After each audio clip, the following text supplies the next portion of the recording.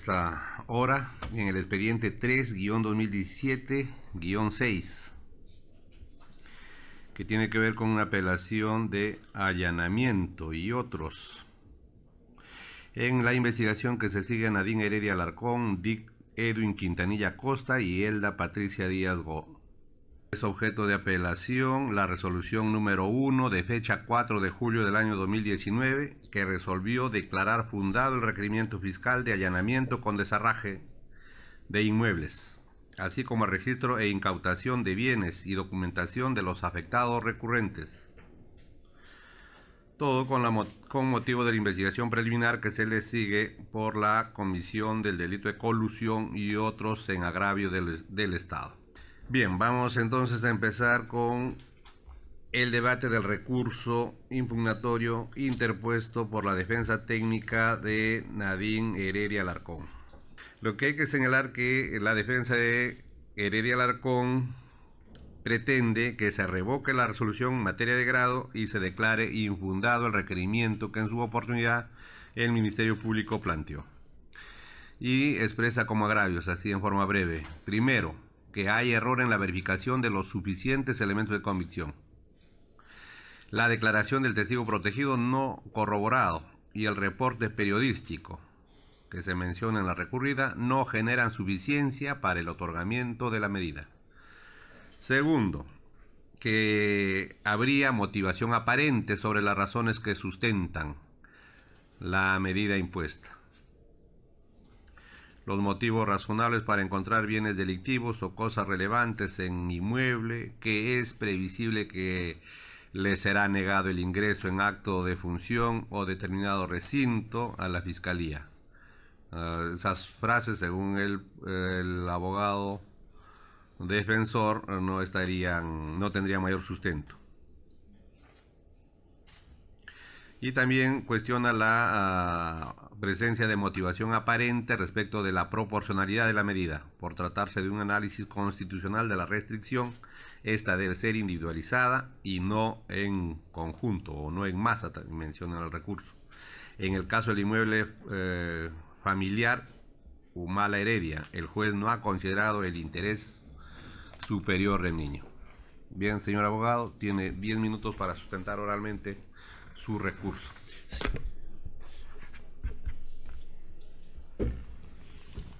Conforme se ha expresado, señor presidente, señores jueces superiores, esta defensa acude a ustedes vía recurso de apelación con la finalidad de que la resolución venida en grado sea revocada y que, reformándola con un mejor criterio, sea declarada infundado el requerimiento de allanamiento, incautación y desherraje. Nosotros debemos resumir el hecho objeto de imputación, pero hablar del hecho objeto de imputación, señores miembros de la sala, es hablar del testigo protegido. El hecho objeto de imputación viene delimitado por la disposición número 1 de fecha 3 de febrero del 2017. La disposición 1 delimita varios hechos, son 7 hechos en realidad, pero es el hecho 6 en el que se encuentra inmersa la señora Nadine Heredia Alarcón. Y yo les decía, hablar del hecho objeto de imputación es hablar del testigo protegido, porque del fundamento 63 al fundamento 68 es que ustedes pueden encontrar la hipótesis fiscal en etapa de diligencias preliminares. Y literal la disposición siempre dice, por ejemplo, el fundamento 63, el presente hecho tiene como fundamento lo declarado en un testigo en reserva. El fundamento 64 dice, otro aporte que ha brindado el testigo reservado es... El fundamento 65, otra indicación directa que se desprende de la declaración del testigo es el 66, el 67 y el 68 de igual manera. No es que haya cortado lo que dice el testigo protegido, lo único que quiero dar a entender, señores miembros de la sala, es que el hecho objeto de imputación se resume a lo que en su momento ha declarado el testigo protegido.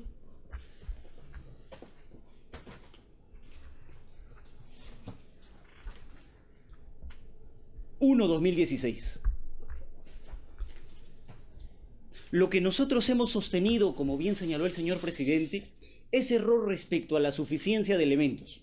Deberían existir suficientes elementos para haberse dictado la medida de allanamiento, y la resolución judicial que viene en grado, lo único que ha considerado para la imposición en el caso de la señora Nadine Heredia Alarcón es la declaración del testigo protegido, la imputación resumida, y unos reportes periodísticos. Yo debo, en honor a la verdad y buena fe procesal, decir que son 3 reportes periodísticos en realidad, pero todos se resumen a uno solo, a un reportaje periodístico publicado por la página convoca.p. Los demás reportes son rebotes, por así decirlo, de ese reportaje. Entonces, lo que sostenemos es lo siguiente. En el caso del testigo protegido, ya que la regla del Código Procesal manda, según el artículo 58, inciso 2, que para la imposición de medidas esa declaración debe ser corroborada, sostenemos que en la resolución no existe ni un solo elemento que corrobore la versión de ese testigo protegido. Y por el contrario a que no existe ningún elemento, es más, no solamente en la resolución judicial, sino tampoco en la carpeta fiscal. No existe un solo elemento que corrobore lo dicho por el testigo protegido, no podría servir de base para la medida de allanamiento. Pero independientemente a que no existe elemento que la corrobore, nosotros sostenemos que además sus dichos se contradicen con la propia imputación fiscal y con la propia realidad. Voy a citar algunos extractos de la imputación fiscal, es decir, de lo dicho por el testigo protegido. Por ejemplo, el testigo protegido dice lo siguiente, es hecho objeto de imputación.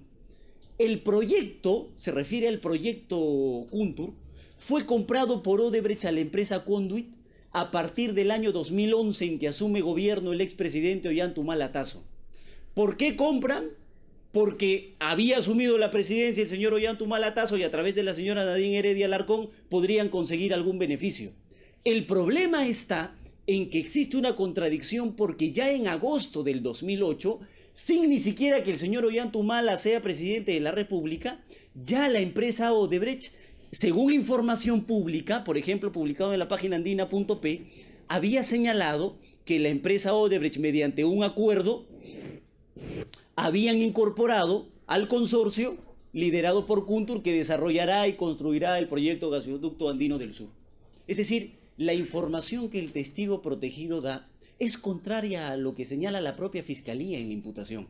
Si es que la idea es que Odebrecht compra el proyecto anterior, el inicial, a Conduit porque el señor Ollanta era presidente, eso es falso, porque ya eso se había hecho en agosto del año 2008. Eso, por ejemplo, no lo ha verificado la resolución. Otro hecho objeto de imputación, es decir, solo lo señalado por el testigo protegido. En diciembre del 2012, la señora Nadine Heredia le pide a la bancada nacionalista aprobar un proyecto de ley que era necesario para poder remodelar el primer proyecto Kuntur y sacar un nuevo proyecto a licitación.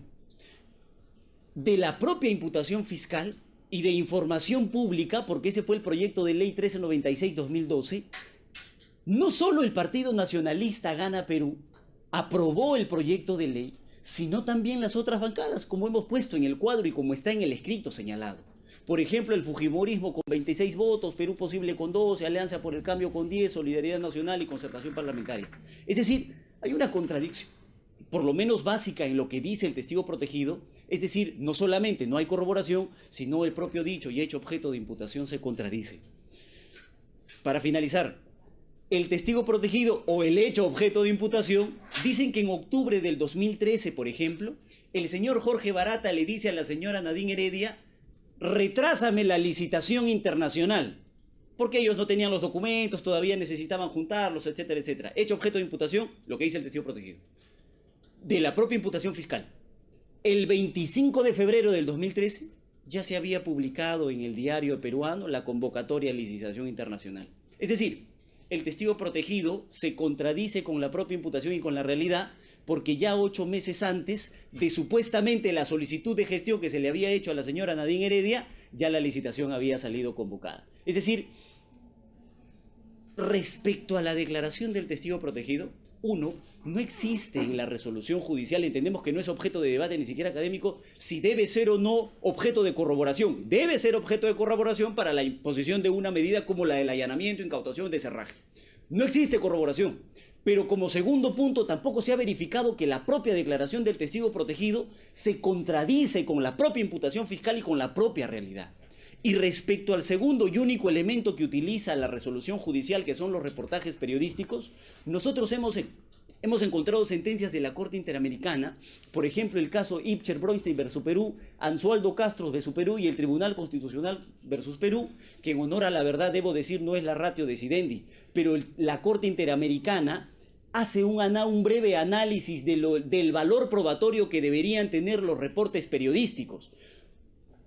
Convoca.p saca un reportaje periodístico y dice, hemos encontrado una información, no sabemos qué significa, pero parece ser, según nuestra perspectiva, porque además es un sistema cifrado, parece ser que son pagos en el caso gasoducto, y encuentra codinomes enumerados. No sabemos qué significa, no sabemos quiénes son, pero nosotros consideramos que, bueno, sí se hicieron pagos. Ya luego del allanamiento, como es información pública, la Fiscalía ha viajado al Brasil y ha obtenido declaraciones no solamente del señor Barata, y ellos han señalado que en ninguno de esos pagos se encontraría inmersa la señora Nadine Heredia. Pero lo que es objeto de debate de la resolución dice, el testigo protegido y además el reportaje periodístico de Convoca.p, que no se unen en absolutamente nada, no se entrelazan en nada, ni siquiera para sostener que el reportaje periodístico corrobora lo que dice el testigo protegido. Son informaciones totalmente diferentes. Porque, como repito, el periodista ni siquiera entendía lo que tenía en la mano, pero suponía lo que significaba. Entonces nosotros consideramos, según lo que ha dicho la Corte Interamericana de Derechos Humanos, que ese reportaje periodístico no tendría valor para sostener una medida de allanamiento. Porque hemos resumido lo que dice la Corte Interamericana. ¿Cuándo es que un reportaje periodístico podría tener algún valor probatorio? Por ejemplo, cuando recaigan en hechos públicos y notorios, que no es el caso. Cuando recojan declaraciones de funcionarios del Estado, que tampoco es el caso. Cuando corroboren aspectos relacionados con el caso. Entendíamos con lo que dice el testigo protegido, pero no lo corrobora y además el testigo se contradice. Y por último, cuando estén acreditados por otros medios. Y era solo el reportaje, por lo menos en el caso de la señora Nadine Heredia, era solo el reportaje y era solo la declaración del testigo protegido. Consideramos que ambas, no solamente en el caso del testigo protegido ha sido copia para el hecho objeto de imputación, sino que no se ha corroborado, hay contradicción y el reportaje periodístico no puede sustentar la medida de allanamiento. El código establece, y es por eso que lo hemos señalado como agravio, que el fiscal tuvo que motivar en su momento y el señor juez sobre esa base tuvo que decidir si es que era previsible que al solicitar el ingreso al domicilio, la señora Nadine Heredia iba a decir, no entran a mi casa. He revisado, señores magistrados, con mucho respeto académico, las resoluciones de la sala y estoy de acuerdo cuando la sala señala, no es necesario que la Fiscalía, previamente a solicitar la medida, les pida la información a los investigados, porque eso vaciaría de contenido, es correcto. Pero lo que quiero plantear a la sala es lo siguiente. Si yo les doy elementos objetivos, porque finalmente lo previsible termina siendo subjetivo, si yo les doy elementos subjetivos de que no era previsible, de que la señora Nadine Heredia Alarcón les iba a negar el ingreso a la casa y por el contrario les iba a permitir el acceso, entonces la medida está mal dada y sí existe un error. Permítanme, por ejemplo, darle los siguientes elementos objetivos. La señora Nadine Heredia, los datos solamente por cuestión de tiempo los voy a obviar, están especificados en el escrito de apelación. Pero la señora Nadine Heredia actualmente se encuentra con una medida de comparecencia con restricciones. En su momento, el primer juzgado de investigación preparatoria impuso medida de coerción de comparecencia con restricciones. Luego se varió la medida de prisión preventiva. Confirmado por la sala, el Tribunal Constitucional, en una de las sentencias más estudiadas sobre prisión preventiva, declaró nula ambas. Es decir, hemos quedado con la medida de comparecencia con restricciones. Lo que sostenemos es que ese puede ser un criterio objetivo para entender que la señora Nadine Heredia no les iba a negar el acceso a la casa. Porque una persona que se encuentra con medida de comparecencia con restricciones, lo que busca es colaborar con la administración de justicia. Haber vivido un día en la cárcel, señores magistrados, hace entender para la defensa que en ningún momento, luego, posterior a obtener la libertad, ella podría realizar algún acto de obstrucción, como por ejemplo cerrarle la puerta en la cara a la fiscal que ya se encuentra en la puerta y pide el ingreso. Ese consideramos puede ser un elemento objetivo. No el único, adicional a ese. Cuando la señora Nadine Heredia fue pasible de la medida de prisión preventiva, la Fiscalía de inmediato, porque ese caso es el caso de lavado de activos, está precisado en el escrito con datos, pero en el caso de lavado de activos, cuando la señora es pasible de la medida de prisión, la Fiscalía del caso gasoducto, otro despacho del equipo especial, de inmediato va al penal y le dice, te voy a tomar la declaración ya que estás aquí. La señora Nadine Heredia, como siempre fue la posición, sostenía que esa medida de prisión era arbitraria e ilegal. Y sostenemos que es ilegal porque así lo dijo el Tribunal Constitucional. Pese a considerar que esa medida era ilegal, pese a considerar que era arbitraria, ni siquiera hizo uso de su derecho a guardar silencio. brindó declaración en el caso gasoducto, por ejemplo. Entonces, ese es un segundo elemento objetivo que consideramos debe ser analizado para sostener si era previsible o no que le sería negado el ingreso.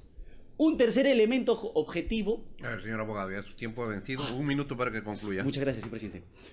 Hay un testigo protegido, no se nos ha permitido contradicción. Invocamos nosotros caso Norín Catrimán contra Chile, pueblo mapuche contra Chile. Compénsennos, lógica de compensación. Ese puede ser un criterio para la no previsibilidad de que le íbamos a negar el ingreso. Por último, el inmueble que allanaron fue un inmueble que en el caso del lavado de activos fue objeto de medida de inhibición y desposesión. Un día después de haber salido de prisión a ellos los despojan de su casa, tienen que sacar absolutamente todas sus cosas, le dieron 6 horas. Y ese mismo inmueble es el que pretendieron allanar. Entonces lo que decimos es, si ya nos sacaron, ¿cómo creen que no los vamos a dejar entrar? Por último, no creemos que la señora Nadine Heredia Alarcón jamás expondría nuevamente a sus hijos porque hay un informe del colegio que establece que ellos se sienten responsables por las medidas que sufren sus padres, además del escándalo que la propia medida generó. Para terminar, señor presidente, respecto a la proporcionalidad de la medida. Nosotros consideramos en primer momento que hay un problema en la resolución y es el problema clásico de la motivación sobre el principio de proporcionalidad porque hay una remisión mera a los conceptos, qué es idoneidad, qué es necesidad y qué es proporcionalidad en sentido estricto. Pero además hay un problema de motivación en masa porque creemos que no es lo mismo allanar una casa familiar, padre, madre y 3 hijos menores de edad que un estudio jurídico, por ejemplo. Eso requeriría motivaciones diferentes y eso no hay en la resolución. Y por último, cierro con esto. Ya el Tribunal Constitucional, 2 días antes de que se realice la medida de allanamiento, en el expediente 1587-2018, había establecido, no solamente en genérico, sino también para el caso de la familia Humala Heredia, que cualquier autoridad judicial o fiscal debe tener en cuenta, para la aplicación de cualquier medida, el interés superior del niño.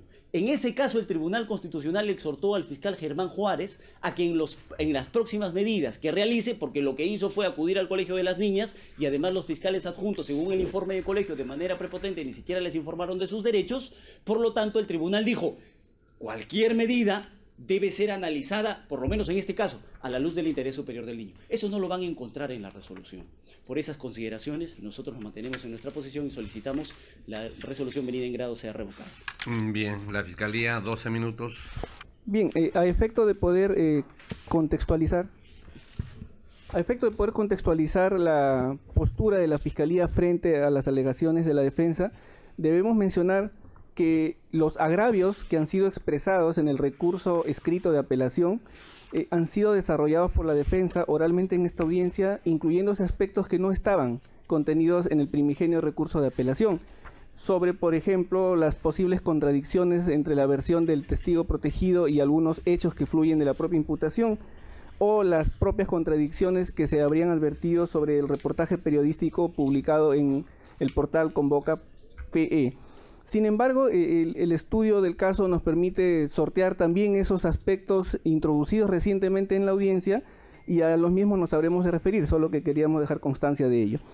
Para poder entender, señor magistrado, los hechos que son objeto de imputación, debemos entender que estos se encuentran divididos en fases. En una primera fase de junio del 2007 a diciembre del 2010, se gestionó en el Perú el proyecto Gasoducto Andino del Sur. Menciono lo siguiente, en el año 2007, específicamente el 14 de junio, en el Perú se constituyó la empresa Corporación Montería SAC, con un capital social, fíjense, de 400 soles y con su objeto social, realización de inversiones de toda naturaleza. El 28 de junio de ese mismo año, Corporación Montería SAC adoptó otra denominación, Kuntur Transportadora de Gas SAC, e incorporó a su objeto social, esta vez, el desarrollo de proyectos de transporte de hidrocarburos. El 1 de abril del 2011, Odebrecht adquirió el 51% de las acciones de Kuntur por 33.937.862 soles. Y el 28 de junio del 2012, adquirió el íntegro de las acciones representativas de Kuntur. Sin embargo, ya el 27 de agosto del 2008, Kuntur y Odebrecht habían anunciado públicamente que firmaría un acuerdo que le permitiría a la constructora brasileña incorporarse al consorcio liderado por Kuntur para el desarrollo del proyecto Gasoducto Andino del Sur. Aquí, por ejemplo, se supera una de las aparentes contradicciones que destaca la defensa. La defensa dice, Si la tesis fiscal postula que en junio del 2012 Odebrecht compró la totalidad de las acciones de Kuntur, ¿cómo es posible que en el 2008 Odebrecht y la propia empresa Kuntur hayan anunciado la compra de las acciones de la segunda por parte de la primera? Y es que allí no se advierte realmente una contradicción. Lo que ocurre aquí es que formalmente Odebrecht se hizo de la totalidad de las acciones de Kuntur en el 2012, pero existían ya tratativas desde el 2008 que éstas se hicieron públicas para poder adquirir la totalidad de esas acciones. En realidad allí no hay ninguna contradicción, sino precisamente un plano de diferenciación de aspectos formales frente a aspectos materiales. Prosiguiendo con los hechos, el 14 de marzo del 2008, Kuntur solicita al Estado peruano el otorgamiento de la concesión del transporte del gas natural por ductos por un periodo de 30 años. Y finalmente, el 6 de octubre del 2008, se suscribe el contrato de concesión entre el Estado y Kuntur, transportadora de gas. Ese contrato se firmó pese a que existían una serie de irregularidades que han sido advertidas por la Contraloría General de la República. Por ejemplo, Kuntur acreditó durante todo el proceso como accionista mayoritario a una sociedad inscrita en un paraíso fiscal. La solicitud de suscripción del contrato se presentó pese a que existía una muy reciente publicación del reglamento de hidrocarburos por ductos.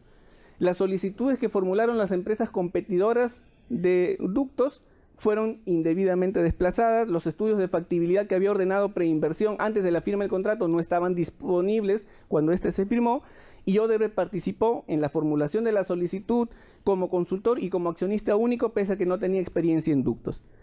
En el 2010, fíjense ustedes, hay un dato relevante. La concesionaria, ya adquirida, al menos materialmente por Odebrecht o anunciado ese propósito, formuló solicitudes de modificación del contrato de concesión.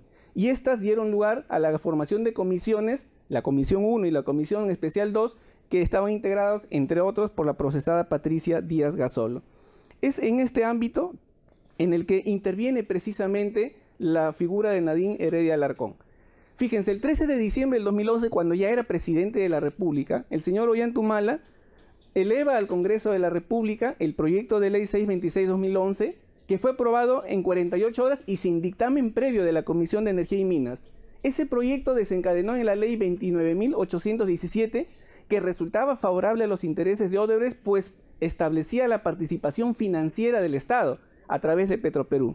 Según el testigo en reserva 1-2016, en los primeros meses del 2011, esto es, en plena campaña electoral para las elecciones presidenciales 2011 a 2016, Ollanta Humala, Nadine Heredia y el propio Jorge Barata se habían reunido y habían acordado la necesidad de modificar el contrato de concesión. Fijémonos que ya en el 2010, a fines del 2010, el contrato venía pretendiendo ser modificado por parte del concesionario Odebrecht. Además, acordaron en esa reunión que Odebrecht entregaría una contribución económica para la campaña electoral, así como lo había hecho en los comicios del 2006, a instancia o por intermediación precisamente del testigo en reserva. Entonces, el testigo en reserva es una persona que porta información importante y privilegiada, porque no solo sirvió de intermediario entre la expareja presidencial y Odebrecht en el 2006, sino también participó en las reuniones del 2011 que tenían la orientación clara de modificar el contrato de concesión que había sido firmado en el 2008 durante el gobierno del expresidente ya fallecido Alan García Pérez. El 21 de diciembre del 2012, según la imputación, el expresidente Humala promulgó la ley 29.970 y la aprobación en el Congreso de esa ley, según el testigo en reserva, fue impulsada por Nadine Heredia Alarcón, a través de quien era su operadora en el Poder Legislativo. Me refiero a la señora Malca Maya Albarracín.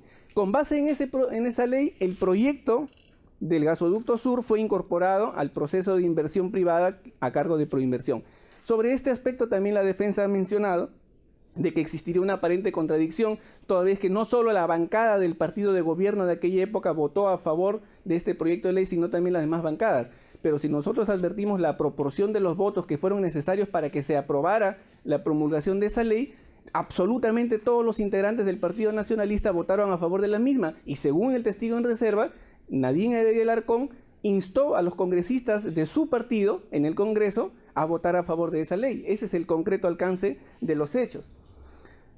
Por otra parte, según el testigo de reserva, en febrero del 2014, Nadine Heredia Alarcón propuso como ministro de Energía y Minas a Eleodoro Mayorga Alba. ¿Por qué se destaca este dato? porque Eleodoro Mayorga Alba, como ministro de Energía y Minas, fue quien a la postre autorizó la terminación del contrato de concesión entre Odebrecht y el Estado peruano, pese a que Odebrecht había incurrido en manifiestas violaciones a los procedimientos establecidos por Proinversión. Respondiendo puntualmente los agravios de la defensa sostiene que la declaración del testigo en reserva 1/2016 no ha sido corroborada. Señores magistrados, la Fiscalía considera que no solo la declaración del testigo en reserva del 26 de septiembre del 2016, sino los siguientes son también elementos que cumplen una función incriminatoria. Las propias anotaciones registradas en las agendas de la señora Nadine Heredia Alarcón, que han sido consideradas como anexos 58, 59, 60 y 61 del requerimiento fiscal, de las que destaca particularmente una que tiene por fecha 31 de agosto del 2010, una fecha coetánea a los hechos en materia de investigación, en donde se anota textualmente 10 horas, reunión con el señor Jorge Barata y OH, las iniciales del expresidente Humalatazo. También se considera como elemento que corrobora la versión del testigo en reserva el reporte migratorio de Jorge Simões Barata, anexo 62 del requerimiento fiscal, toda vez que ese reporte da cuenta de que entre noviembre del 2010 y junio del 2011 el señor Barata se encontró en el Perú, fechas en las que según el testigo en reserva se mantuvieron las reuniones subrepticias con la expareja presidencial.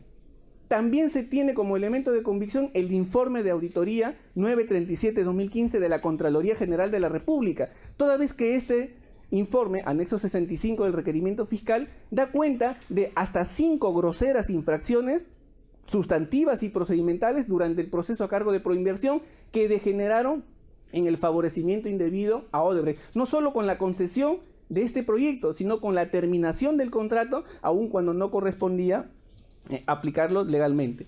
Y finalmente, otros dos elementos corroborantes, la declaración de Luis Sánchez Torino y Gustavo Navarro Valdivia, el primero jefe de proyectos y el segundo miembro del Comité de Proseguridad de Inversión, anexos de Proinversión, anexos 165 y 166 del requerimiento.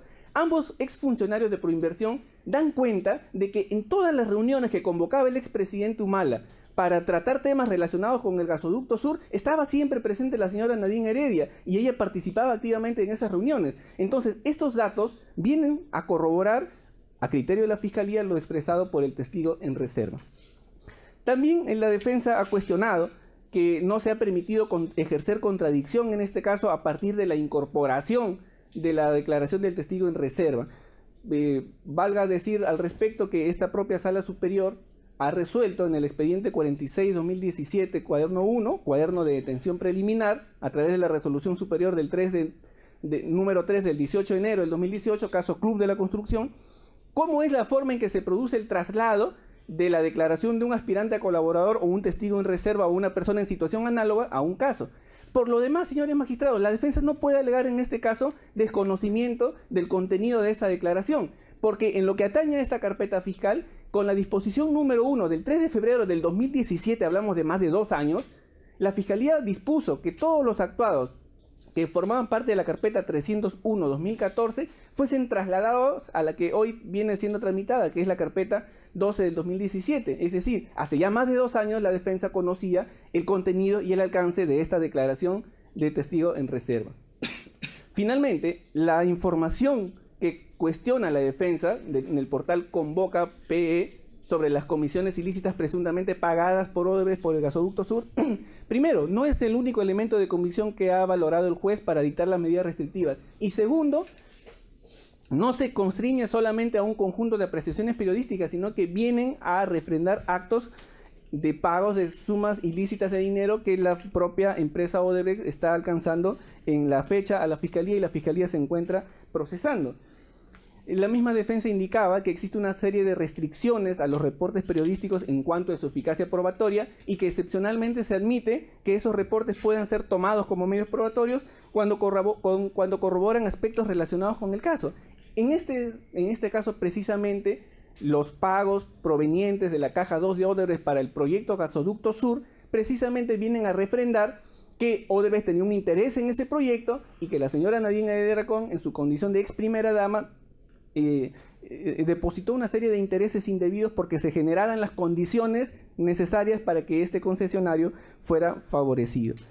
También sostiene la defensa que no se ha valorado la previsibilidad de la negativa de los afectados a aceptar el ingreso a las autoridades. Y ha citado una serie de circunstancias estrictamente de orden personal.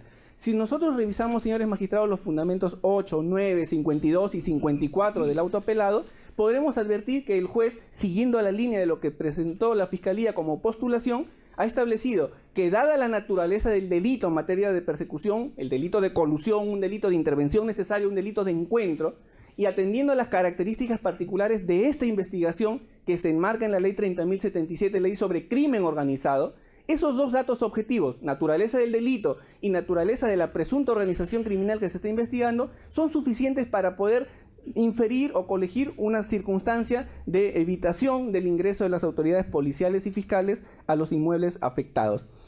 En esos términos, señores magistrados, y finalmente sobre la presunta desprotección a que habrían sido expuestos los menores hijos de la afectada con esta medida, el juez, en la parte resolutoria del auto que viene en apelación, exhorta a las autoridades fiscales y policiales principalmente a respetar los derechos fundamentales de los afectados con la medida directamente y de terceras personas, de modo que sobre esa base se cautela adecuadamente la posibilidad de generar alguna afectación a menores de edad. En el presente caso no podríamos admitir por absurda la tesis de que si se prevé que en un inmueble residen menores de edad, no podría proceder una medida como el allanamiento o la incautación, porque eso terminaría también vaciándola de contenido. Por lo que consideramos, señores magistrados, el juez ha fundamentado adecuadamente la resolución apelada y la misma debe ser confirmada. Muy bien. ¿Réplica? Sí, señor presidente. 3 minutos. Muy breve. Si los supuestos elementos de corroboración a los que el señor fiscal ha hecho alusión están en la resolución, como parte del razonamiento, ya no digo nada. Pero nosotros les hemos presentado en el escrito un esquema incluso de la propia resolución y hemos señalado cuáles son los párrafos de razonamiento propio judicial respecto a la señora Anaí Heredia. Y ahí solo van a encontrar la declaración del testigo protegido y el reportaje periodístico de Convoca. Absolutamente nada más. Nada de lo que el señor fiscal ha hecho alusión. El problema es que no viene en apelación al requerimiento fiscal, viene en apelación a la resolución judicial. Y si es que existiese en el requerimiento fiscal y no en la resolución judicial, ya tienen un problema de motivación ahí. Entonces, segundo, el señor fiscal ha dicho que incluso lo que he sostenido que es una contradicción, no es una contradicción. Dejando de lado la contradicción, ¿hay algo con lo que se corrobore la declaración del testigo protegido? Nosotros consideramos que no. Por ejemplo, el señor fiscal ha dicho, no es una contradicción porque quienes aprobaron en realidad y votaron eran todos los del Partido Nacionalista. Entonces, con esos votos no alcanzaba para aprobar el proyecto, por ejemplo. Son cuestiones que deben analizarse a lo largo de la investigación, pero no para violar la inviolabilidad de domicilio de la familia Humala Heredia, que ya tantas veces ha sido lesionada y expuesta. Respecto, por ejemplo, el señor fiscal dice, se corrobora con lo que dice el testigo protegido porque el testigo dice que es la señora Anaí Heredia quien dijo que Eleodoro Mayorga sea ministro. El señor Eleodoro Mayorga ha ido a declarar, ya hizo que eso no es así, por ejemplo. Entonces, ¿cuál sería el acto de corroboración? Pero independientemente de eso, el señor fiscal ha dicho, en el caso del testigo protegido, ya la sala ha establecido cómo se hace el traslado y estoy totalmente de acuerdo. Hay un reglamento, solo las partes del colaborador, no se permite contradicción, de acuerdo. Lo que he dicho es lo siguiente, yo les he dado elementos objetivos que puedan hacer razonar a la sala de que no era previsible, o era previsible que la señora sí los iba a dejar entrar. No que le pidan antes, sino que se aparezcan en la puerta, sin el escándalo mediático que generó. Yo fui el primer abogado en llegar, y antes de que yo llegue, ya la prensa estaba en la puerta de la casa. Los hijos tenían que salir al colegio y ya todos estaban ahí. Entonces, ese es el tema que nosotros queremos que ustedes valoren. Luego, por ejemplo, el señor fiscal ha dicho, se corrobora con el tema de las agendas. Eso no está en la resolución judicial. Ya conocían, el señor fiscal ha dicho, esa información del testigo protegido hace 2 años. Entonces, ¿por qué el allanamiento se hizo después de ese tiempo? Eso es lo que nosotros también hemos sostenido en el escrito. El señor fiscal, hay que tener mucho cuidado con eso, ha dicho que todos mis argumentos respecto a que no era previsible que la señora los iba a dejar entrar se caen porque este es un caso de crimen organizado, por ejemplo, por la naturaleza del caso. Y este es un caso inaudito, por decirlo de alguna manera. Permítame explicar. Disposición 1, hecho objeto de imputación. Fiscalía saca una disposición 9 y dice, adecuó el caso a la ley del crimen organizado. Así que como se les vencía el plazo, utilizan 3 años. Luego saca una disposición 14 y dice, esa disposición que saqué, la disposición 9, no tiene ninguna imputación por crimen organizado. Y dice de manera literal la disposición 14, solo tiene efectos procesales mas nunca efectos materiales. Entonces, ¿cómo podría ser fundamento para que mis argumentos sobre la previsibilidad caigan? Si este no es un caso de crimen organizado en palabras de la propia Fiscalía, ahí hay un grave problema.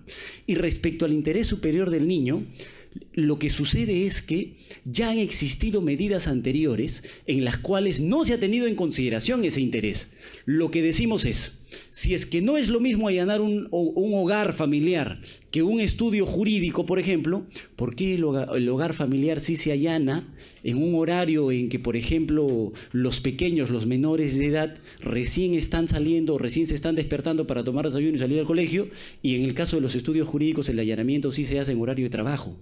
Entonces, ese es nuestro problema. Ese razonamiento no está en la resolución y el tribunal dijo que por lo menos tiene que estar. Exhortar a respetar los derechos fundamentales sería obligación de la propia Fiscalía.